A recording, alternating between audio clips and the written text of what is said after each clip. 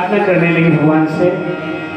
कृष्णाय वासुदेवाय देवकी नंदनाय चा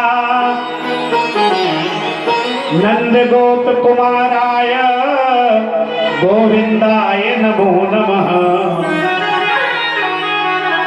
नमः पंकजनाभाय नमः पंकजमालिने नमः पंकजनेत्राय नमस्ते पंकजाग्रवे। हे कमलदल लोचन, हे भगवान देवकी नंदन, हे नंद कुमार, हे गोविंद, हे श्री कृष्ण आनंद कंद, आपको बारंबार नमस्कार है। और आपकी कृपा से हमें जीवन दान मिला। कन्हैया, आपके इस सुयश को हम मरकर भी नहीं बुला सकते। आनंद के साथ सबने वंदना की, भगवान ने सबको सुन दिया। चलते समय महात्मा भीष्म की याद आई तो उनके जाने का समय हो गया था। और इन्होंने अंतिम समय में जब दर्शन दिया तो महात्मा ने कहा, प्रभु मुझसे बड़ा बड़भागी इस संसार में कोई दूसरा नहीं। वैसे तो संसार का हर व्यक्ति चाहता है कि मरने के समय कम से कम मेरे मुख से राम नाम निकल जाए, लेकिन कह नहीं पाता। कह पाता है? नहीं।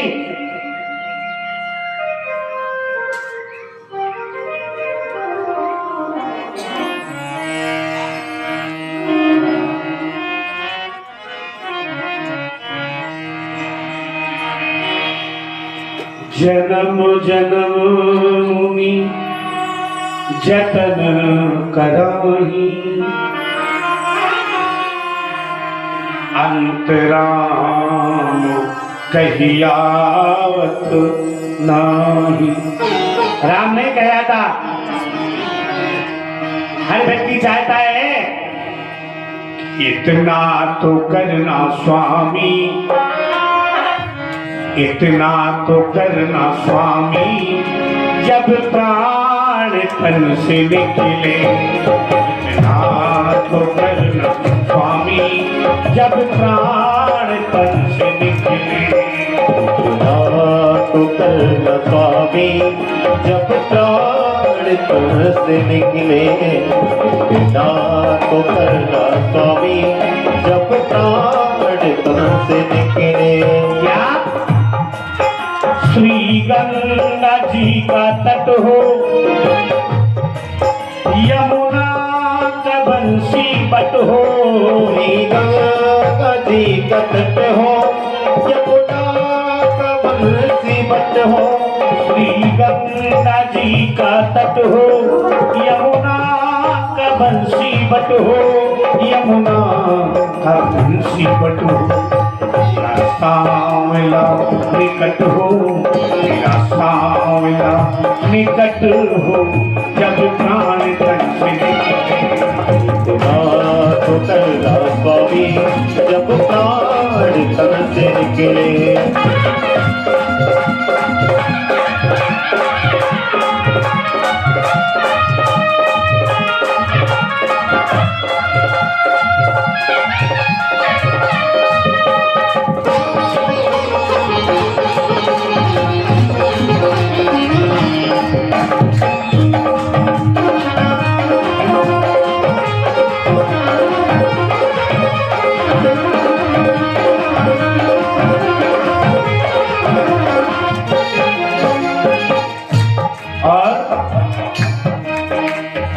पीतांबरी कसी हो, छवि मन में ये बसी हो। पीतांबरी कसी हो, छवि मन में बसी हो। छवि मन में ये बसी हो। श्रीमुख से कुछ हंसी हो, श्रीमुख से कुछ हंसी हो, जब प्राण तन से इतना तो करना स्वामी, जब प्राण तन से निकले। इतना तो करना स्वामी, जब प्राण तन से निकले।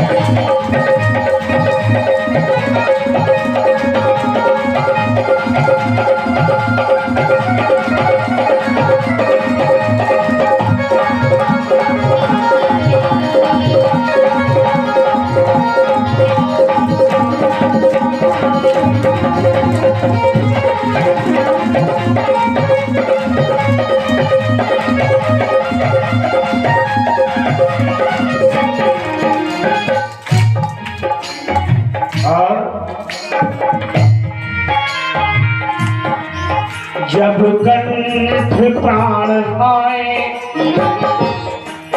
कोई रोग ना सताए। जब कंठ प्राण आए कोई रोग ना सताए। कोई रोग ना सताए। दर्शना दिखाए दर्शना दिखाए जब प्राण तो कर न पावी जब प्राण कर से निकले। तो कर न पावी जब प्राण कर से निकले।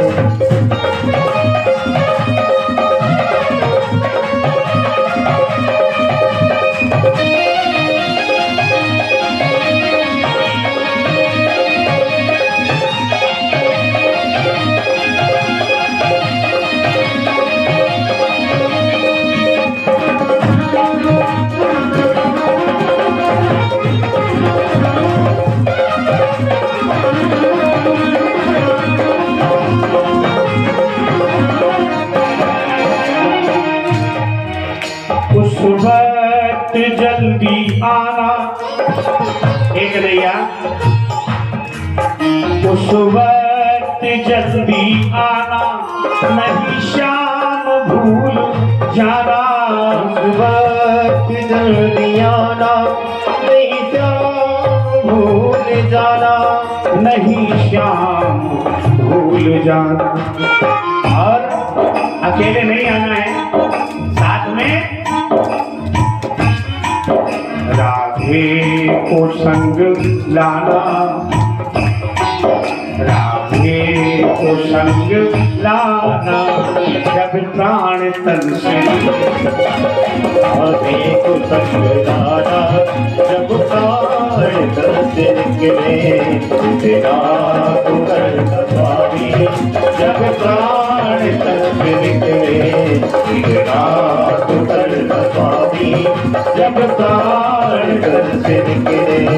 जब प्राण तन से निकले। जब प्राण तन से निकले। बोले सच्चिदानंद भगवान की जय।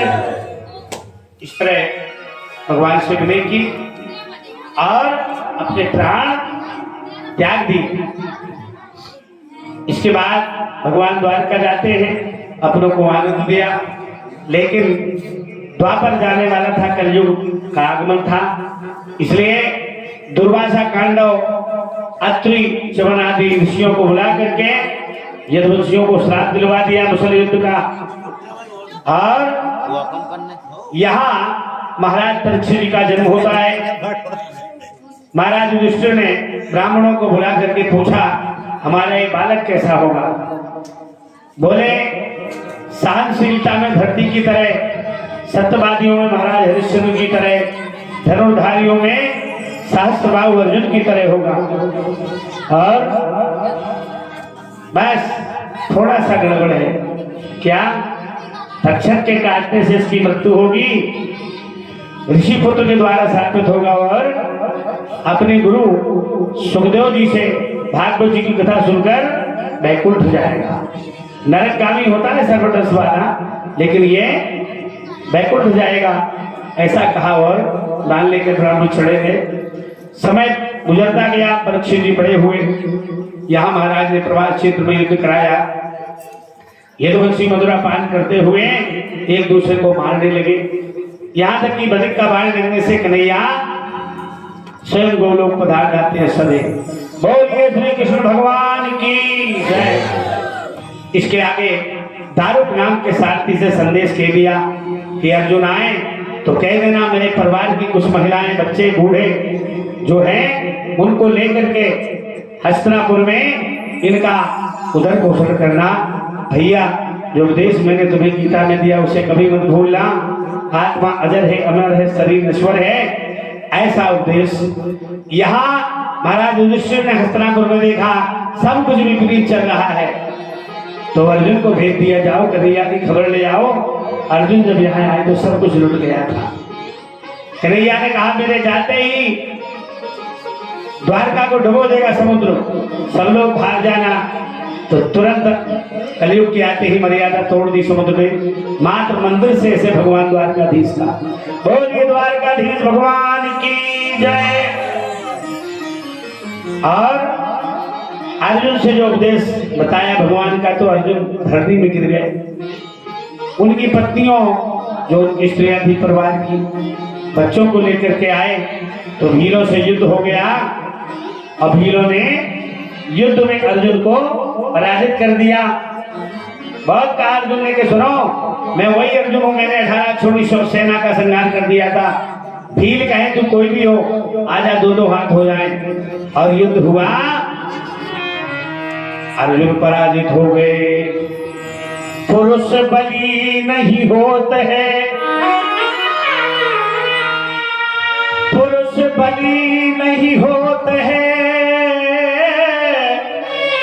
समय होत बलवान। भीलन लूटी गोपिका, वही अर्जुन वही बाण। समय की बात है, समय का फेर है, समय समय पे होता है समय समय की बात। और किसी समय पे दिन बढ़ो और किसी समय पे रात, है ना। वही कन्हैया क्या करते हैं, एक दिन कृष्णचंद्र भाग जाते आधी रात, एक दिन कंस को पछाड़ दियो क्षण में, एक दिन रावण के काल बधो पाती से, और एक दिन 10 शीश कटे पड़े रण में। समय एक दिन अर्जुन ने जीती दिशाएं 10, और एक दिन भीलन ने लूट लियो वन में। कहते कभी अलख राम मानुष की चलावे कौन, और सूरज की 3 कला होती एक दिन में। समय बलवान है, सब दिन होत न एक समान, साधो समय बड़ा बलवान। अर्जुन आए, बड़े भैया ने कहा क्यों मुख से विजयश्री क्यों चली गई? क्या किसी बालक का वध कर दिया, या तुम्हें किसी ने जीत लिया, या कन्हैया हमें छोड़कर चले गए, धड़ाम से गिरे? क्या बार बार पूछते हो? हमारे रक्षक, हमारी पीठ पे हाथ रखने वाले कन्हैया हमें छोड़कर परमधाम सुधारे। हम उन्हें मेरा भाई समझते रहे, लेकिन वो तो भगवान थे भैया, सदैव चले गए। और जब से वो गए, आपका अर्जुन बस ढांचा है, मुझे भीलों ने पराजित कर दिया। इतना सुना, युधिष्ठिर जी ने अपना मुकुट त्याग दिया। 5 पांडव हिमालय जाने के लिए तैयार हो गए। अपने नाती परीक्षित को बुलाया, राज सिंहासन पर बैठा दिया, बेटा प्रजा का पालन पिता की तरह करना। जिस राजा के राज्य में प्रजा दुखी होती है वो राजा नरकगामी होता है। और हिमालय में जाके 5 भाइयों ने क्रम से द्रौपदी सहित 5 लोग चले गए। मात्र युधिष्ठिर जो धर्मराज के अवतार थे, उनके लिए दिव्य विमान आया, उसमें बैठ करके महाराज अपने धर्मलोक को चले जाते हैं। बोलिए भागवत भगवान की जय। इस तरह स्वर्गारोहण की कथा के बाद आगे एक दिन परीक्षित जी अपने राज देखने के लिए, देश का भ्रमण करने के लिए आते हैं। रास्ते में एक काला काला पुरुष, उससे भेंट होती है और गऊ और बैल को पैर की ठोकर मार रहा था। तो महाराज को बड़ा क्रोध आया और कहने लगे, अरे दुष्ट दुराचारी, तू नहीं जानता कि ये गऊ हमारी पूज्य है, माता के समान है, तू उसे मार रहा है। मैं तुझे अभी इसी समय नष्ट कर दूंगा। कहा महाराज अब राज आपका नहीं, राज मेरा है। ऐसा कहा और बोले कौन है तो बोले मैं कलयुग हूं। कलयुग ने अपना परिचय दिया तो धनुष पे बाण संधान दिया। बोले पृथ्वीपति मुझे मत मारो, मेरा राज बड़ा सुंदर है। सतयुग द्वापर त्रेता में जो हजारों वर्ष तपस्या करने से, यज्ञ आदि करने से जो मुक्ति नहीं मिलती थी वो मेरे राज में एक क्षण के लिए भगवान का ध्यान करने से मिल जाती है। और सामने इस तरह की बातें सुनकर के महाराज द्रवित हो गए। बोले ठीक है तो कोई बात नहीं है कहते। बोले कहाँ रहूं?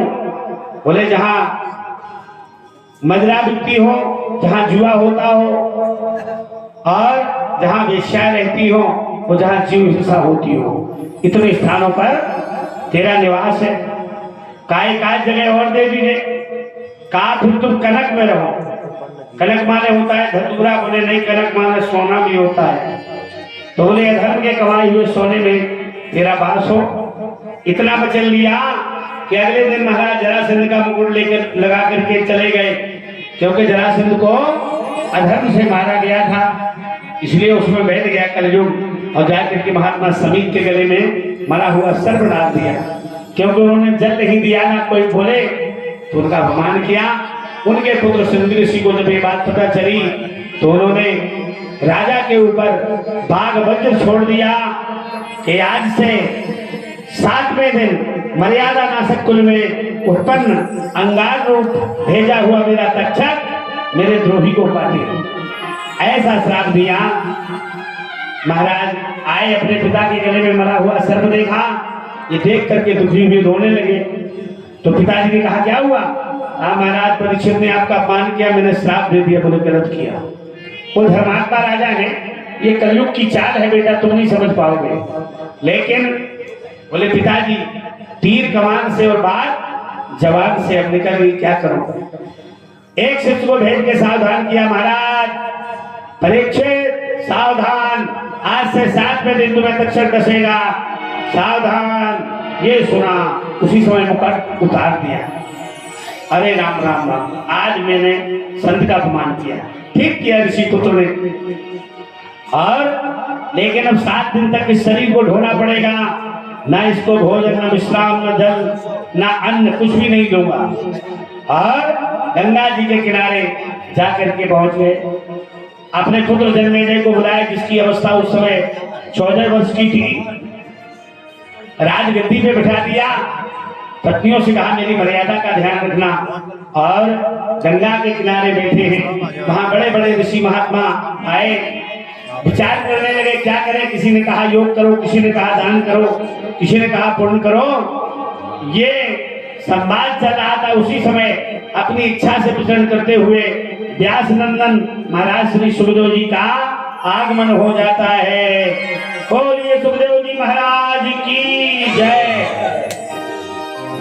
आए, महाराज ने चरण धुलाए, 16 प्रकार से उनकी पूजा की और कहने लगे अतः पृच्छामि संसिद्धिं योगिनां परमं गुरुं पुरस्सस्येह अधिकार्यं ब्रह्माणस्य सर्वथा।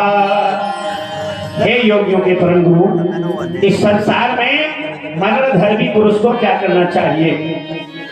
यानी जिसकी मृत्यु निकट आई हो, प्रभु से क्या करना चाहिए? इतना ही प्रश्न किया। इसके आगे कुछ नहीं बोले, मंद मंद मुस्कुराने लगे। श्री सुखदेव जी महाराज परीक्षित की तरफ मंद मंद मुस्कुरा रहे हैं। बड़ा सुंदर विहंगम दृश्य है।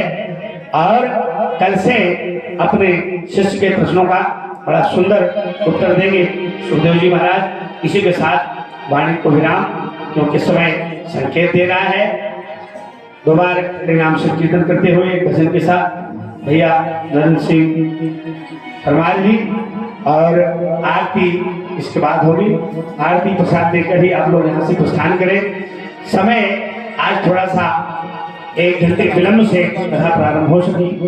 कल से ठीक 7 बजे कथा प्रारंभ होगी और 10 साढ़े 10 के बीच में आरती हो जाएगी। ठीक है, आप लोग समय से बधाएं।